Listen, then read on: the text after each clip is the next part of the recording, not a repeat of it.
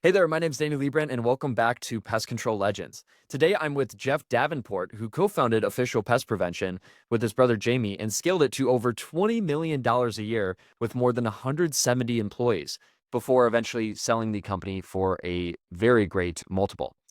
What's even more impressive is that Jeff isn't done. After that exit, he jumped right back in and is now building Prize Pest Control, taking all the lessons he learned from 2 decades of experience and applying them to his next big chapter.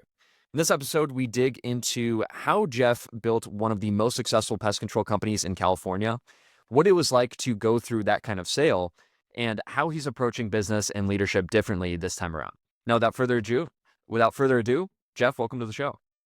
Hey, thanks. Happy to be here. Of course, man. So I want to dive into your background. I want to know how you got into pest control. How did this all get started?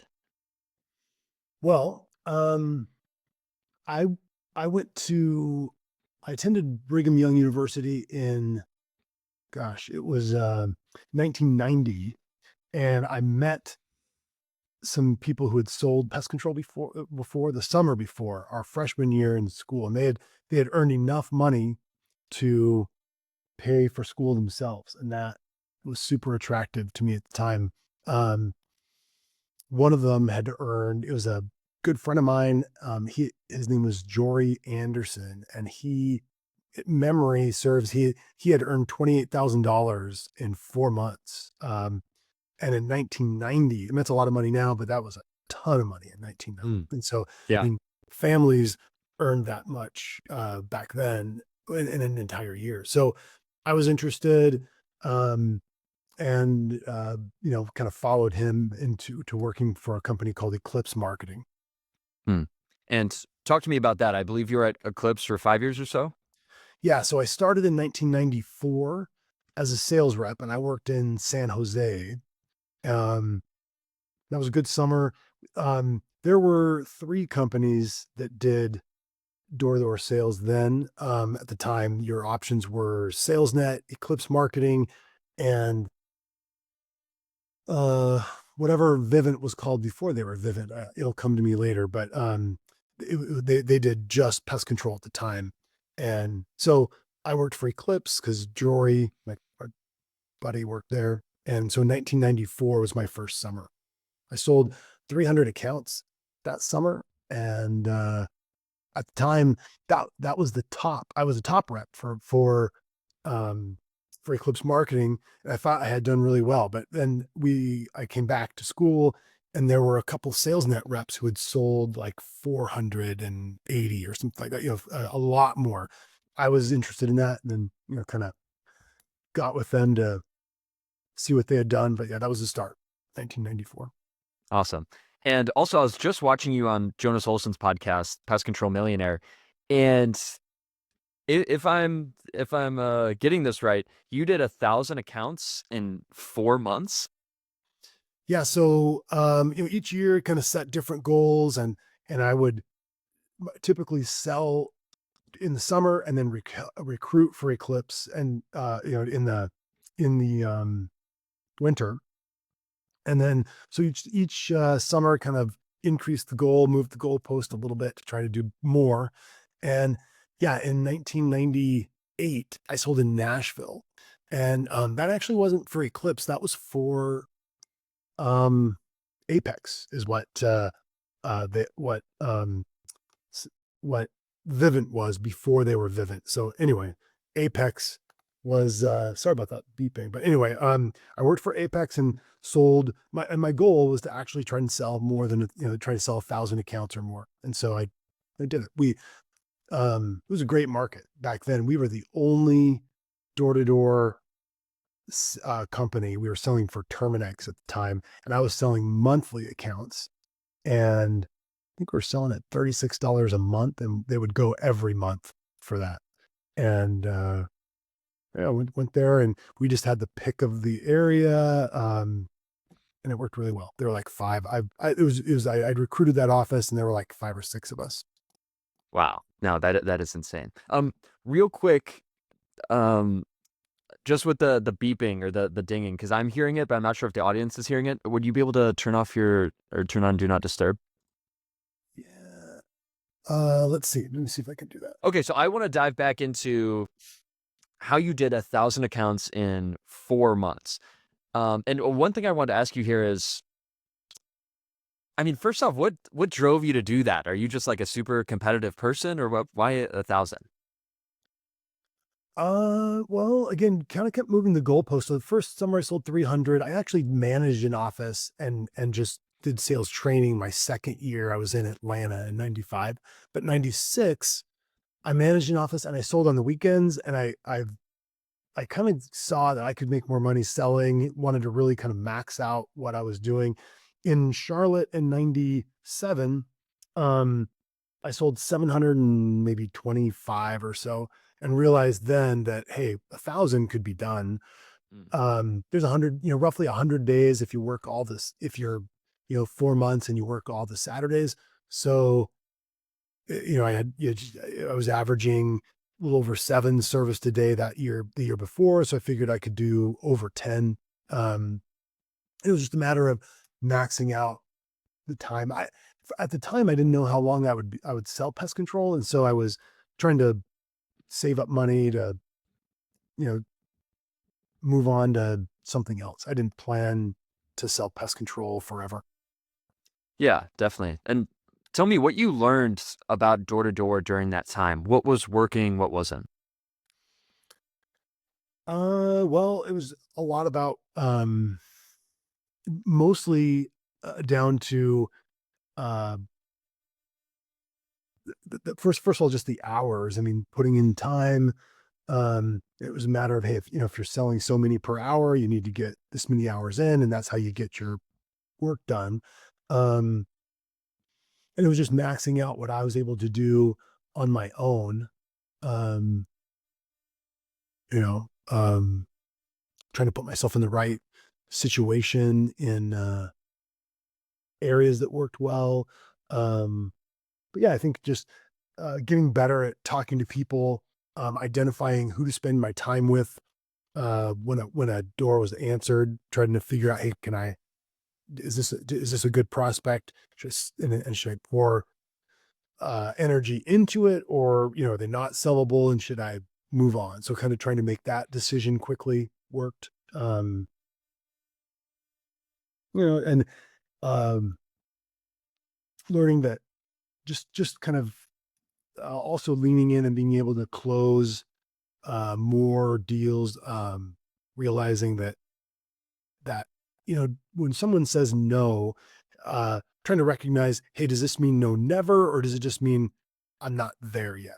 Mm, Trying to figure out how to, things that could work to get the prospects there. So mm.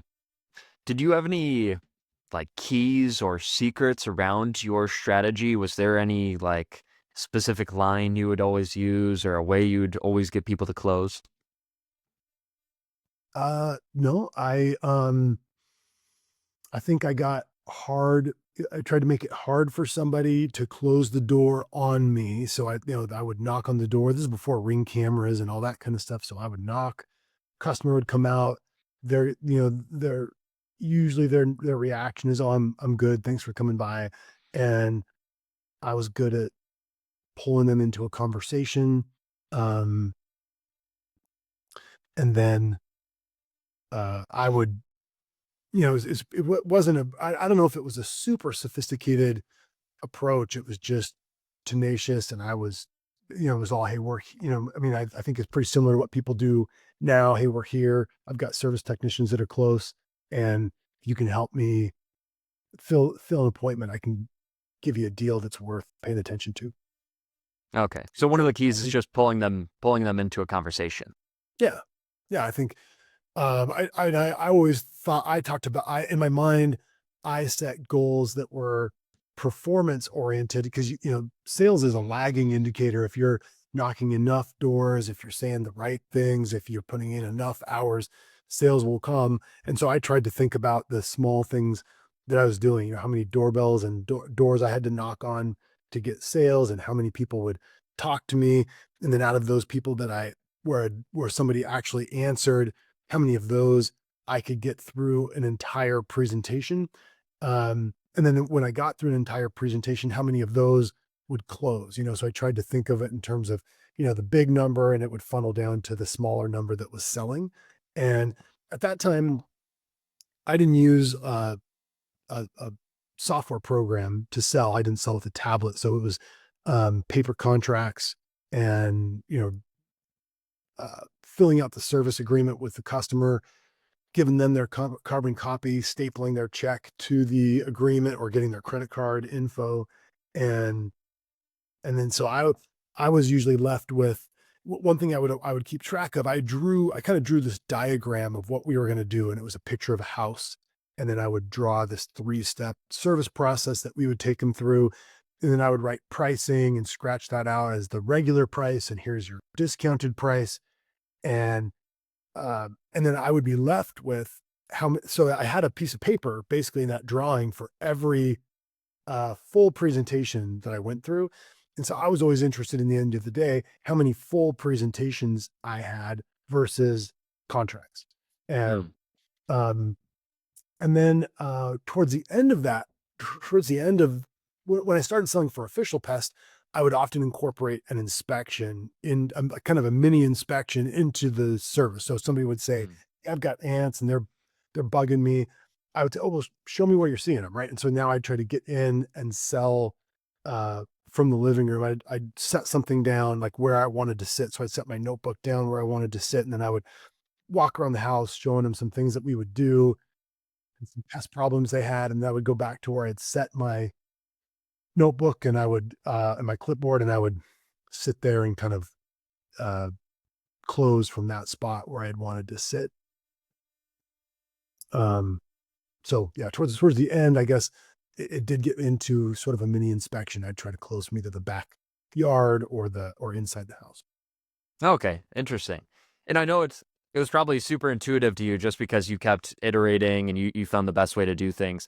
But I feel like people maybe just getting into door to door or aren't seeing success with that just aren't doing any of the things you're saying here. So I think that'd be super useful. And part of the reason why I wanted to spend a good amount of time on it, just that first 10 minutes or so, is because door to door has been super fundamental and crucial to growing your main or previous company, which was Official Pest Prevention. And I want to dive into that more. How did that company get started, and what were the first few years like?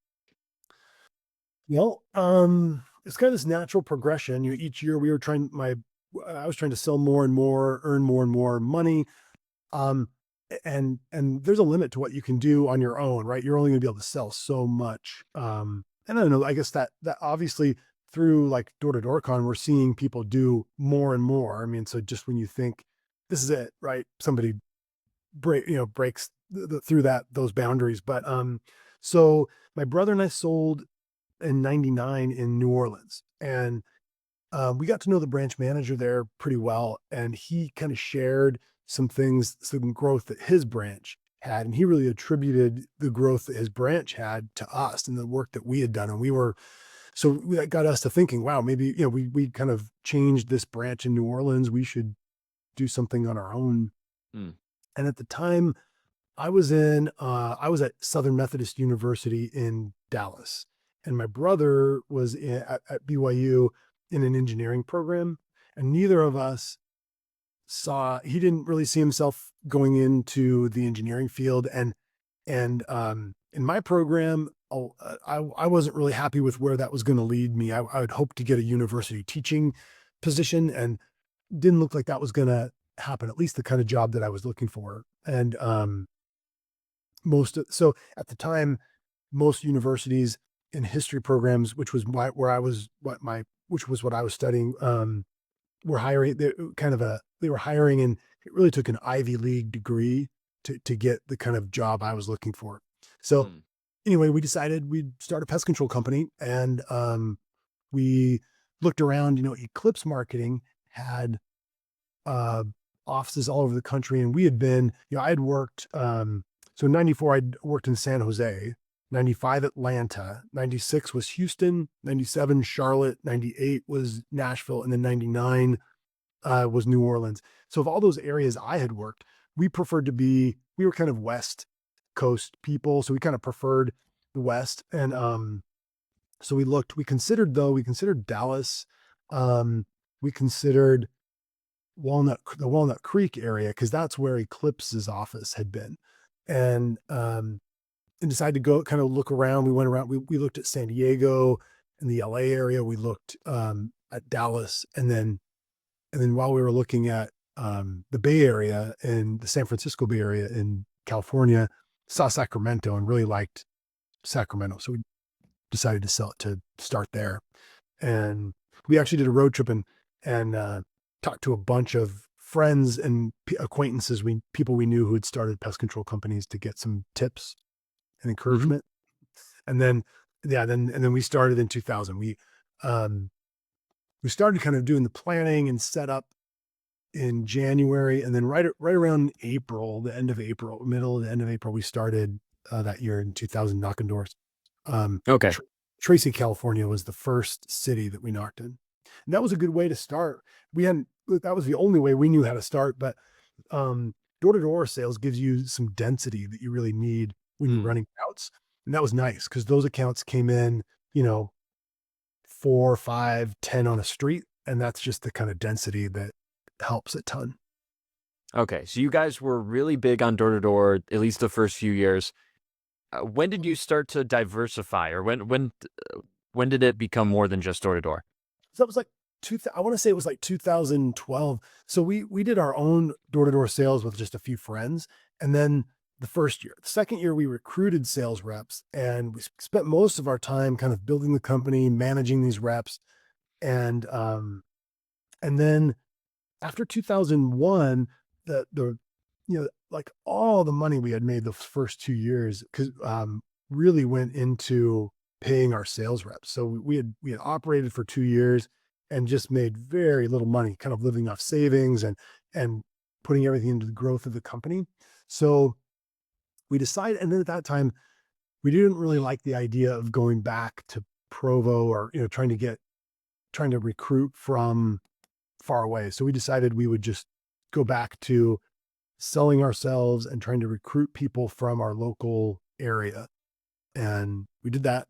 And that was kind of our playbook for a long time. I'd say we were like a football team that only runs up the middle. We had one play, and we did, although I think we did it well. It reminds me a little bit of like the Eagles tush push, whatever they call that, the kind Yeah. of play. That's what door-to-door sales is. Yeah, it's kind of annoying, but it always works. Yeah, that's what my high school football team did too. Um, so so you guys were recruiting a lot of door to door guys. What did you learn there, and what worked best? Well, so right away we had the sales reps. Well, it didn't necessarily have to be this way, but the sales reps we had were a little bit different. They weren't going to work from 9 in the morning till 9 at night, set 6 days a week. So we set different hours. We would work usually through the summer. We worked 12 to dark, and then through the winter we worked from 10 a.m. So like we had a meeting at 11 or 12, and then we'd work till dark, which is about 9 through the sun. Mm. And then in the winter, the off months, we would work from 10 to 6 p.m. Um, and then we would gather everyone up and go home. And we learned that, well, I mean, right away we learned that the sales reps were going to be effective if we were working with them. So Mm. we put them in our car, we drove them out, we pushed them out the door, got them started, and then we would knock, in some cases, the other side of the street, right? And that they were much more effective when we were working with them. And so that's what we did. Usually we split it up. So one of us, with Jamie and I, one of us was in the office kind of running operations, and the other would be out with the sales reps. And in the beginning, we did that kind of 1 week on, 1 week off. We would sort of rotate through. Um, and and that's how, and we had just local people that we recruited, and some of them did well. We had one sales rep that sold for us for like 12 or 13 years year round, which I think is Wow. pretty incredible. He sold well. It's fun. Interestingly, he had worked in other parts of our company. He started as a tech, and that didn't work out well for him, didn't really suit his strong points. So he worked in the office. That didn't seem to be his thing. But he came out with us and to sell, and from day one did very well and just never looked back. So that was kind Hmm. of interesting. So, someone like that, what makes him want to stay at your company? I mean, he's doing all different roles. Well, what's different about your company? Why does he want to stay there? Yeah, good question. I think, he was, there was some social glue. He became a good friend of ours as we just sort of worked together. Mhm. We set up program with him where he earned money on his sales for the first year, and then he sort of had a back end that he would earn commission on as those customers stayed. So we tried to make that a hard thing to walk away from, because so he would kind of build up this book of business, almost like an insurance agent or somebody who had customers on service.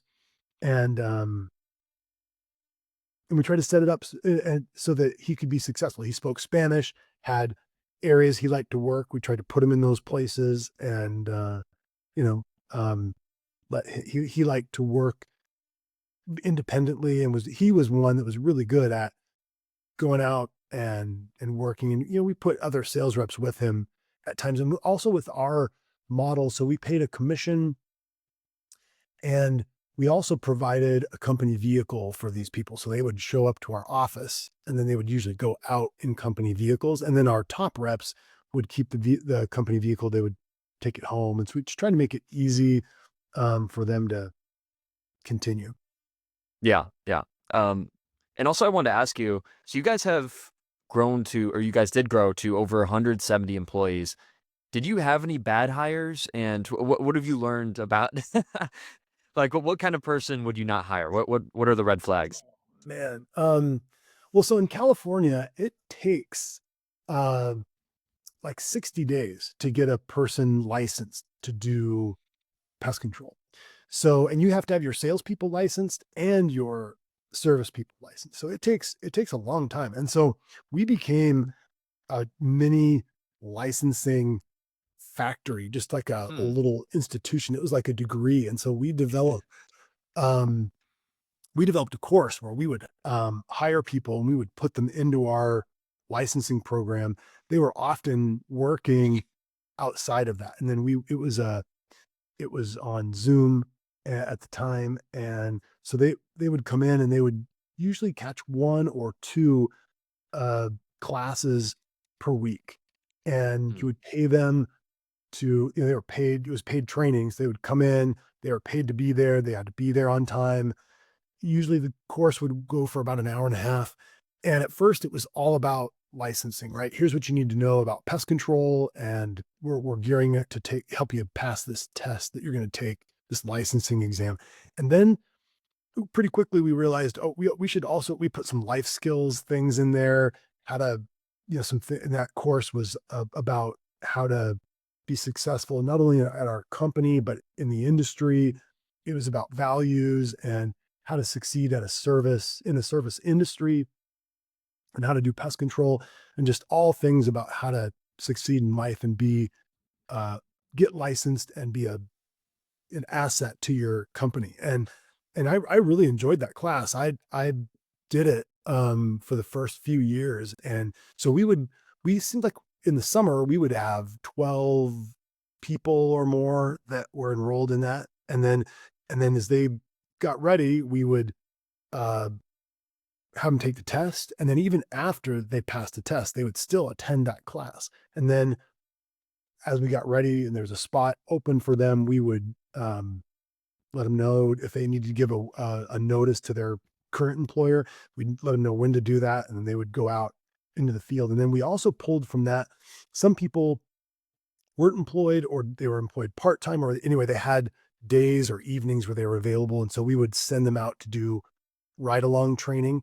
It was almost like this 2 month long interview, and so they would show up, and we would pay their licensing fees, and if it didn't work out or they couldn't hack it in that course, they definitely weren't going to make it out in the field. So that licensing class became instrumental to our growth. I think we weeded out a lot of people that normally you'd you'd you'd put in a truck and invest a lot of time and find out 2 months or 3 months of full-time work later that they weren't working out. And we had them in this class where they would work an hour and a half to 3 hours a week, and we just kind of see how well they did, what their interest level was um in our company and in the job. And so that became a really good thing. I felt like that um sort of helped our hiring. And then it also helped us because they'd be in here kind of ready and on deck to take for their full-time assignment. And but they could wait. A lot of them were employed, and so they could wait a week or 2 or 3. So it gave us more flexibility. We could pull 2 people out if we needed to fill gaps quickly, or we could have people wait until the next thing came up. And there was always there were always openings. It was just a question of whether it was going to be today or tomorrow or next week or a few weeks out. Okay, interesting. So you had the 2-month licensing process, and it seems like that almost sifted out the C and D players because you have to commit to that 2 months. You have to show up to the Zoom meetings. Um, it's Yeah, it's right. going to attract, yeah. And right away, we would, just as the instructor, I would see people that were motivated to be there and excited about it. Hmm. And it wasn't always first in, first out. We took people out out of that academy by performance. Yeah, yeah, definitely. And also, I wanted to ask you because again, you have such a great perspective on this. You guys have had so many employees. What were some of the key hires that you guys made? Obviously, we've been talking about technicians and sales guys, but in terms of key hires, were there any people that were really pivotal, like maybe people in your C-suite or even certain managers? Yeah. So, yeah, there were. Now, most of our successful managers and key players started at an entry level position and then Hmm. worked their way through. And so overwhelmingly, um, yeah, they came. Now there were some key people that came from the outside, but it just doesn't work out as I have found that it's harder for that to work out. Usually companies safeguard and protect and want to keep their star players. So if somebody's available, it didn't work out where they were before, and it often will not work out with you. So you have to keep that in mind. So our best hires were people who started and then just worked their way up through the organization. And that with that little academy, we tried to earmark people we thought would work well and take on more responsibility because we were starving for leadership. Jamie and I, and then later my brother John came in as a partner, and sort of 3 of us, we did a lot of the work, and carried a lot of the load more than we should have. Um, but we started, you know, um, we only had really 3 branches. There were 2 main branches, one in Elk Grove and then one in Fresno. And we covered everything, almost everything with those 2 branches. And we had technicians that lived in the parts of our area that we needed them to service. They would keep their trucks at home, launch from their home, do their services, and they would typically report to the office 1 time per week. Hmm. Um, and then their managers would go out into the field, work with them and see them uh quite often as well. But as far as key hires, so most of the people that worked out well for us started with us early and advanced. We did, you know, with our termite program, um, so we started with general pest, and we were always kind of intimidated by the idea of doing termite work. In California, there's a lot of liability there, more so than in other states. So we were cautious of that. But then I met a guy who was bidding on a contract for the prison system in California, and he needed somebody to do wildlife trapping, which we did. So he we got to talking, and he asked if we would fulfill the wildlife part of this contract for him.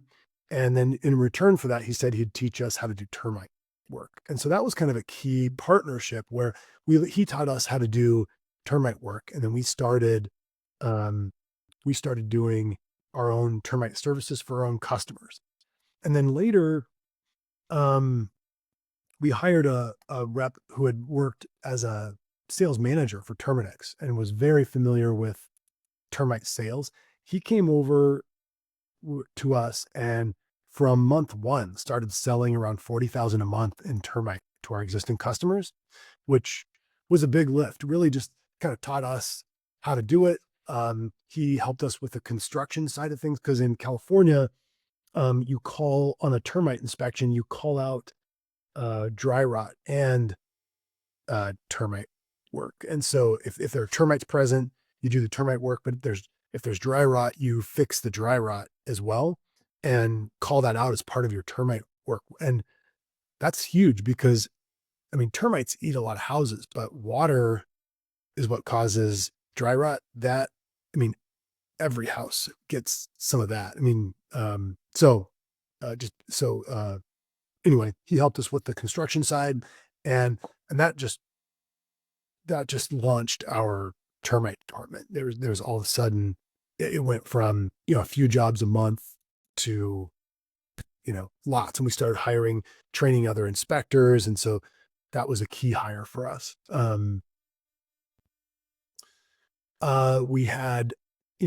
So the way we had our company divided up, I did sales and marketing, Jamie did the finance part, and then John did our Fresno operations. We had a couple key people that had kind of come up through the ranks, had a lot of technician experience, and then we pulled into the office to sort of help us manage operations. And so we had the Sacramento operations manager was a person who had worked with us for a long time. And so that was nice. And then, the first really successful when we were kind of too late, we hired a human resource manager who had a lot of experience but he was a good friend of my brother's. And Mm. so we knew him. He actually had worked in healthcare, was let go by a really large company, and we hired him. His name was Alan, and he helped us a ton. And man, there were just managing when the company got to a certain point, it was just really hard to manage all the benefits and really people's careers. I mean, they Mhm. really people come to you and they want to see advancement and growth opportunity and just making sure that growth piece was there for everyone. It becomes super challenging, and hiring him was a big help with that, with hiring up for other positions and then just managing all the growth and advancement that your team needs. Yeah. No, that's what I'm so fascinated by with big companies like yours. It's just, you know, the different levels that you're at and how can you make sure that everyone's incentivized? How do you make sure that everyone's cared for? So okay, really interesting. You're focused on hiring internally, so it's almost more about key roles rather than key hires. But there still were some key hires like that termite sales manager and this HR person. Cool. Yeah. So something else I wanted to touch on, which you actually were kind of hinting at this, and we talked, or you mentioned this before the show, is that you said, and I don't want to exactly quote you, but you said something along the lines of every pest control company needs three things. Someone, or maybe not even someone, but finance, hard work, and brains. And maybe that's three people, maybe that could even potentially be one person. Can you kind of explain that concept and what you mean by that? Yeah, I think so the all the operations, the growth, the equipment is expensive. So you need some entity to pay for that. Um, I mean, you can bootstrap it, but even when you bootstrap it, you need some money. And then you need good management and a plan and sort of the brains of the operation to take you where you're going, to solve your problems and provide some leadership. So there's that piece. And then you just need muscle. A lot of it is just hard work and grind. I like to say that pest control is a get rich slow business. Hmm. And so it just takes a lot of repetitive uh hard work. And it's not just it's not only the sales side, it's not only the service, it's just everything. It's answering the phone, it's solving the problems, making sure you've purchased all the stuff that needs to be there. Uh, it's opening the door. It's, just all the stuff that goes into making the business run. And you definitely need somebody who's going to be in charge of all that.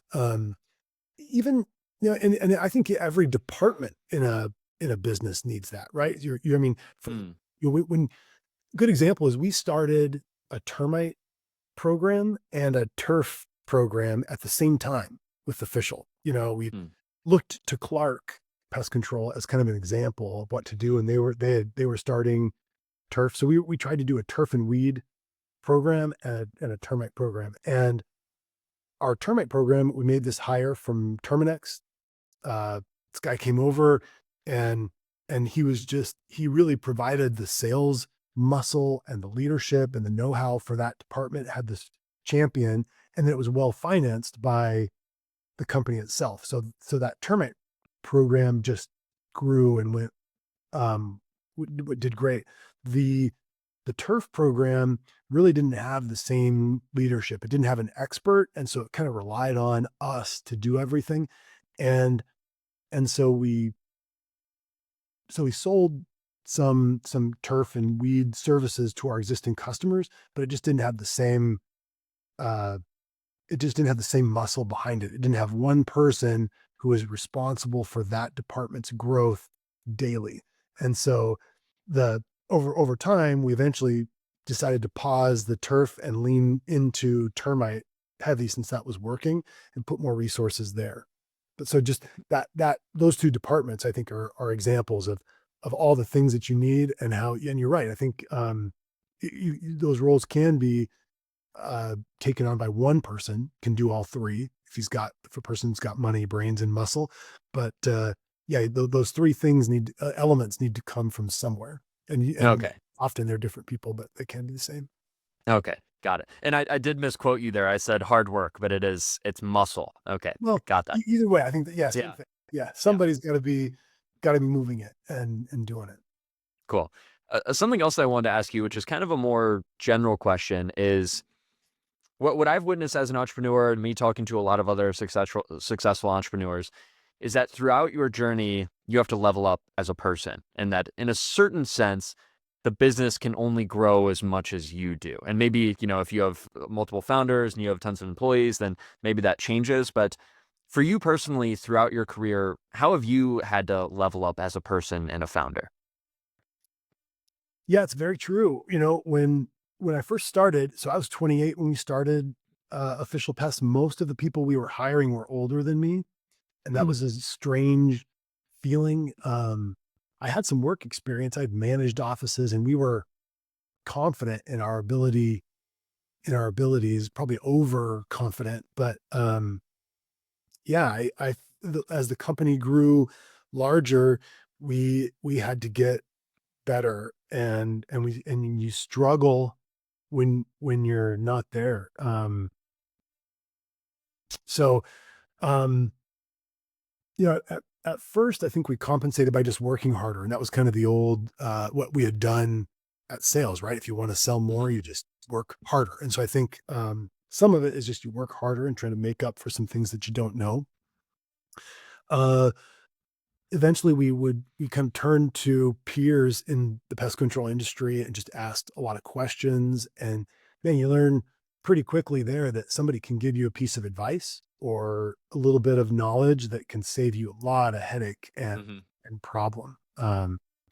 We learned, some of the so we had people that we would rely on. Some of them were vendors, like the chemical guys that come by and sell you stuff. They would show you how to use their products, and we would ask questions like, "Hey, we're having problems with this kind of certain thing. How do we figure that out?"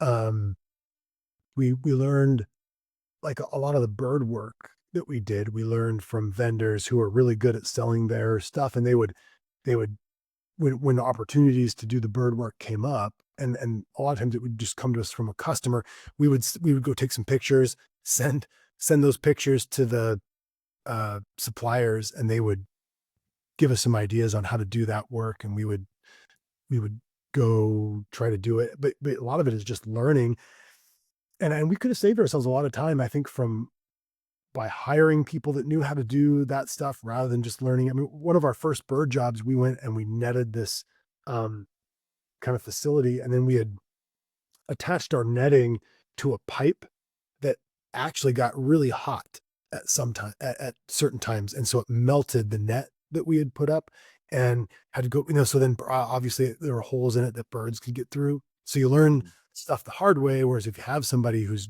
done that kind of thing, they would just do it. So so we started to learn. Hey, if we stop insulating ourselves from the outside and reach out to peers, that's going to help us. So there was a we started attending meetings of the pest control California Pest Control Operators Association, and that was helpful. There were a lot of people willing to talk to us, and we were sort of suspicious of that in the beginning, but most other pest control operators were really open and helpful, and we tried to be reciprocate that with some some advice where we could help them. Awesome. So over your journey, a big part was learning and learning from experts, people that know what they're doing, people that you can rely on. Maybe that's mentors, or maybe that's people that are just really good in their specific field. Cool. I al- I also wanted to ask you about your exits. You guys were doing about a little over $20 million a year. You hit a big exit. Tell me what that was like. I mean, what did it feel like to make this lump sum of money, and just kind of overall, what did you learn from that exit? Well, so I was 49 when we I'm 53 now, so I was still too young to stop working, but we felt like the offer and the timing was right for the sale. So what we weren't necessarily looking for it, but we knew at some point we were going to sell. We didn't have um like a plan to keep it um in our family or pass it on to somebody.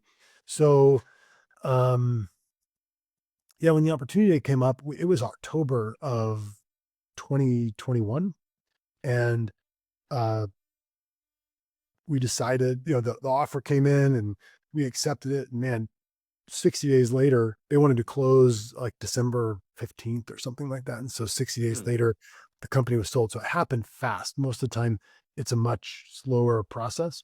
Um, so as far as what we learned, so we, under that deal, we sold the company and we were supposed to run it for one more year and have it and hit certain sales benchmarks.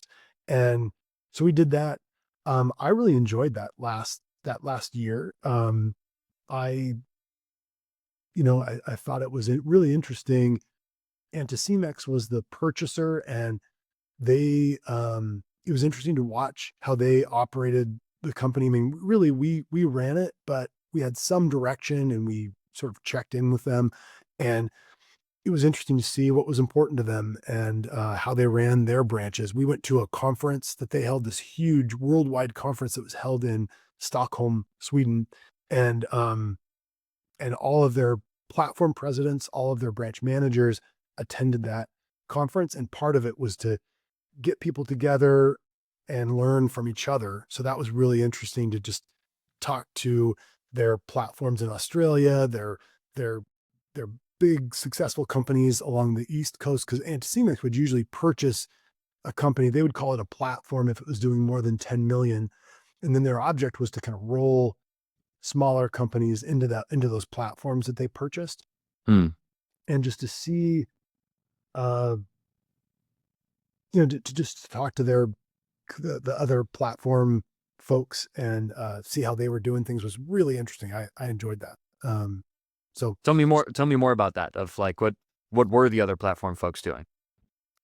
well, lots of things. So on the East Coast, they had moved. A lot of their companies had moved from a quarterly service. They were doing service instead of every 3 months. They had gone to a 3 service per year plus retreats kind of format, Hmm. which I thought was interesting. And Decimix was really good at pricing their services and then raising the price as needed. And the guy I reported to would talk about, hey, you tell your people you want to be paid a premium wage, then we need to perform a premium service so we can charge a price to support that. And it just all uh, it made sense to your people and just how that was going to work, and then the expectations that would come, because we can't charge a premium price for a service that's not premium, so we need to Mm. make it high quality. So they were good at that. I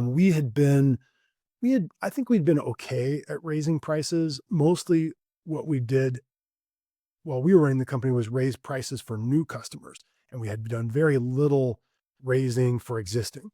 Oh, They were no. they were fantastic at raising the price for existing customers. And in fact, when we sold, December 15th or so. And then that January 1st, we bumped pricing for all of our existing customers, like by 15%, I think, which was a pretty high bump, and had very little fallout from that. I mean, and I think some of it was because we just hadn't done it enough, but I think there's just a power to inertia, and people were going to keep it the same. I don't think we raised it out of the realm of our market. We were still well priced, but yeah, so we learned from that. Um, learned a little bit from their acquisition model. I think we had purchased, um, we had done a little bit of acquisition that kind of came to us, but we didn't really seek it out. And I think that's one thing I learned was that I think there's a lot of small companies that um, I think there's a market for smaller pest control companies that go up for sale, the small 1 or 2 or 3 route kind of operations. Often they'll reach a point where once they're ready and they sell quickly. And I think, small companies that are, just a little bit bigger can absorb those. Our company was big enough to take on that kind of a thing. And so I think that's something that I would have done, has been a little bit more outreach for acquisition. Interesting. Okay, good. That was awesome. There's a lot of good points there. So, different service plans, upping your prices, and potentially doing Acquisition as acquisitions. Yeah, growth. Yeah. yeah, awesome, cool. We'll start to wrap up here. I've got two more questions for you, Jeff. One is, what is the plan for you moving forward? So you guys have Prize Pest Control now. You are. It seems like um, you guys are just going to take over with this new company. What is the plan there? Because again, you guys have learned so much. You've done so much with the previous company. What is the plan for this one? How are you going to ensure it's successful, and what's going to be different? Yeah. So, well, the whole idea was we wanted to continue doing something. I guess there's a lot to unpack there. So official pest prevention, I had run for 23 years, and thought I would run it forever. And so, man, you go from one day, it's almost your every waking moment's work and thought. And just, even when I wasn't there, I was thinking about it and thinking Hmm. about how to solve whatever problems were there. So selling that and having it go away was really hard. And all of a Mm. sudden, um, I mean, I'm back in this position where what am I going to do when I grow up again? And what am I going to be? And what am I going to do? So that is like, I think there's a lot of podcasts that are that surround the idea of retirement and what you do. I don't feel like retirement necessarily applies to me, but just what you do when you have this major life shift, or there's a new career path that you need to jump into. Because you still need some sort of purpose, some sort of goal, and my life had always, I enjoyed my free time, but my free time was usually resting from work, right? And so now, there's not this like sense of coming home from work and resting after all the stress or hard work. And so vacation and resting is sort of weird when you're on the couch to begin with. And so nothing there, but so I didn't want that. So I wanted to work and do something and be productive and still have the kind of building experience that I had at Official Pest. So that was what I was trying to recreate with Prize. Also, I think the three owners there, my two brothers, we wanted to kind of apply what we felt like we'd learned to the new operation. I'll tell you, that's a little more complicated and bumpier than you might think.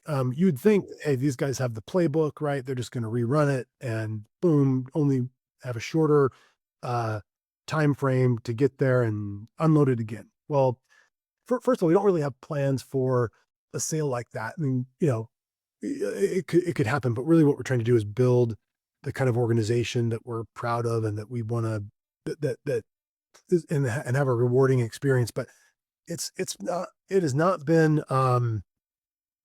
it has not just been easy, which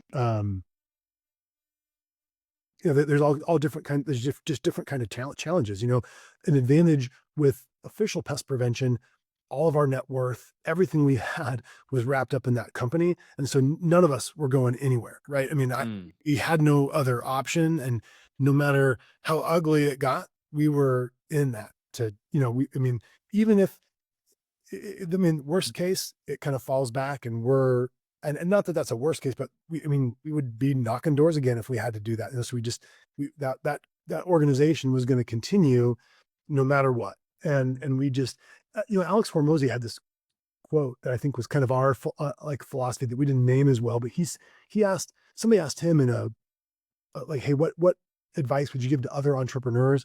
And he said, well, you want to, I'm butchering it, but he said, you want to identify your goal and then put so much effort into achieving that goal that failure is impossible. And mhm, so something like that. That's the gist of it. And I feel like that's mhm, really what we did with Official. I mean, our goal was to grow that company, and we were going to put in so much effort that it was just going to grow no matter what. Prize is different though, because now you've got people who don't necessarily need the money. And so we don't have to be here. And when we get angry with each other, all of us could just say, I'm out. Bye. And that's hard. I don't know, at Official, and I'm sorry if I'm all over the place, but with Official Pest, sometimes you would hire somebody who some employees need the money because they've got to pay rent, as soon as they get their check, right? And those companies are motivated to show up. They're motivated to be there because they got to be there, right? And so they're kind of chained to their job. I mean, you can always get another one, but they need to be there, right? And that's the best. In my opinion, that's the best employee to have. If you've got somebody who doesn't need the money, and doesn't have to show up, there are exceptions, but that person, as soon as it gets ugly, is more likely to leave than the person who has got to be there. And so anyway, this new company Prize has got, three people leading it, and we've had, it's been challenging with six people sorry, three people, six hands on the wheel, trying to drive, and trying to make space for everyone.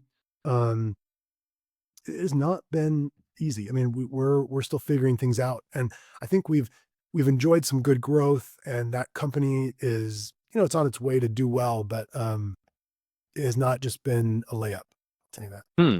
Hmm. Okay, so at least part of it is that kind of the vibe has changed. It seemed like with the other one, you were younger, everyone was all in, super ambitious. It has to work no matter what. If it doesn't work, we're gonna start knocking doors again. Whereas now it's like, I mean, you guys all have this lump sum of money. It's not as big of a deal. And also the market has changed, other things have changed. So it's not just like a gimme. It's not, because that's kind of what I would think. Yeah, it's hard work. I mean, Yeah. the Texas market is a little bit different, and so we've had to learn there.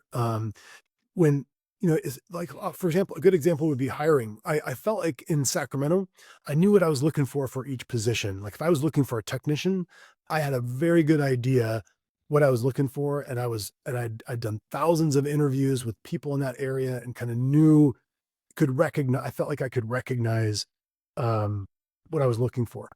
In Hmm. Dallas, it has taken us a little bit longer. We're kind of starting over again with this new place and kind of figuring out who it is and what that person looks like, and just recognizing um, who's going to work out in our organization. And it's not the same. So that just hiring has taken, has been a little bit harder Yeah, among many things. yeah. I know we're over time here, but I have like 2 more questions if that's okay. Yeah, yeah. Go ahead. Real quick on that, I wanted to ask you, do you ever have any regrets about selling the company, or are you glad you sold it? I'm glad that I sold it. I mean, I mean, it was, I think for me, the way I worked at official probably bordered on, um, it took a toll on like my family, and I just had a hard time putting it down. And so Mm, I was always in it, always thinking about it, not, and I know that I'm looking for balance, but I didn't have enough energy or an effort left in for some parts of my life that I've, and I've kind of changed that.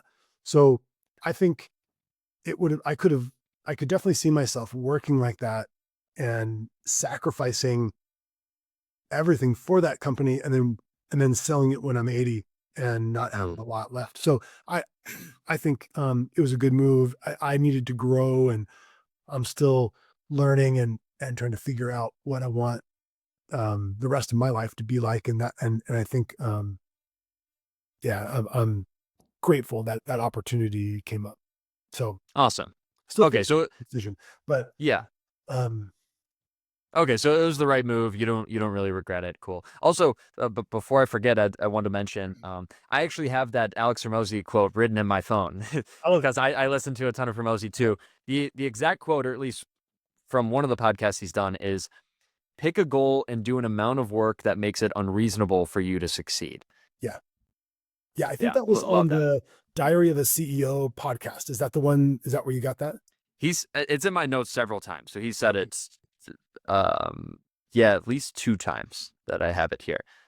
Cool. And the last question I've got for you, Jeff, as we start to wrap up here, and what I like to ask my guests is, what do you want to tell other pest control owners slash business owners? What do you think they need to know? What do you think people are missing, and what's on your heart and mind? As far as what they would need to know to run successful No, professional just companies, or like just what do you want to tell them? What do you think? ah, Yeah. well, I will say that, having sold the company, um, eh, you know, in running official pest, we were always looking to just grow, and our goals were to just grow as much as we could. So we were gonna, sell as many new get as many new customers as we could for the company, and then try to control costs so that there was some profit, right? And so and as we hit our goals, we rarely celebrated the new benchmark. It was always, okay, next year we can do this. Next year we can do this. And you probably even see from my door-to-door experience, that's kind of what it was, right? I'd finish the summer, okay, the next summer I can do this. Um, and then you get to the end of that and you realize that at some point you're likely to make more money than you can spend. And so what's the purpose? Because the end goal, the end is not necessarily, you get to the end and you realize, man, the great part about it wasn't necessarily this great finish. It was all these experiences, and you look back, and even the things that at the time might have been annoying or stressful or scary, even those were great Mm. experiences, especially looking back. It reminds me of a backpacking trip or a hike that you take where for me, I'll wake up early in the morning and we leave at 4:30 a.m. and you drive to your trailhead, and then you hit the trail and you're hiking with your friends, and it's fun to get there. And then you get to the end of your hike or wherever you were going. Maybe it's a waterfall. You look at it, great, eat lunch, and you, Yeah. and you walk back, right? So, and then it's super fun walking back, and you're still chatting with your buddies, and you get to the car, and then you drive home and stop to eat somewhere on the way back, and then you get home, right? And so the the the value in that experience is the whole thing, right? It's not the waterfall that you were trying to get to. I mean, that's fine, and it was pretty or whatever. But it was like the accomplishment of the whole thing, the camaraderie of your group, the planning of the trip. It was all the stuff along the way. And so you can miss all that stuff thinking about the waterfall that you're trying to get to, and miss all of the great stuff that's probably better than the end destination. And so I would definitely not forget like where you are at the present moment and just enjoying all of those classic experiences that, that many times you won't appreciate. I remember one of the first times we did, my brother and I had to go out and do an emergency initial service for a movie theater Hmm. in one of the towns that we covered. And so we gather up all these rodent boxes, and we were just going to go quickly and install these rodent stations around the outside and, get them started. And when we got there, it was pouring down rain. So we end up doing this job in the rain. It's late. It's like 6 p.m., and it's not where we wanted to be. We had, we were probably planning on going to sell other jobs, but we had to go do this. And I remember at the time, and there were some things that went wrong, some equipment we forgot. And of course, it just took us longer to do than we thought. And I remember at the time really being stressed and unhappy about being there at the time. Now I look at that as kind of this fond memory of just part of the, part of the overall experience. So anyway, I just think I would appreciate a lot of the small moments, good and bad, along the way, because the end journey, the end destination is not necessarily a great, fabulous place that's just going to keep you in, uh, isn't going to just um, be constant happiness once you get there. You got to have a plan for getting there too. Hmm. You I know, love that. before when you arrive, I guess. Yeah, definitely. The phrase that's ringing in my head is cherish everything. It's not just about the milestones of hitting 1 million, 10 million, especially not at the big exit, but every single piece along the way, arguably, especially the things that suck and that are super painful, because retrospectively looking back, you're like, dang, that was a really cool experience. I really learned something there. That was a great bonding moment with this person. So I totally agree. Um it feels like just the mentality of the entrepreneur, the person that wants to grow to 8, 9 figures plus, is go, go, go. There's no stopping, there's no reflecting, there's no looking back. But I feel like there has to be a little bit of a balance there. I feel like you can have a little bit of a balance. Yeah. And you need a little bit of everything, when you want to, official pest was when I was running that company, there were moments that were terrifying because there were some stressful situations to running a big company. You face uh, legal hurdles, all the hiring and personnel decisions that you're trying to make.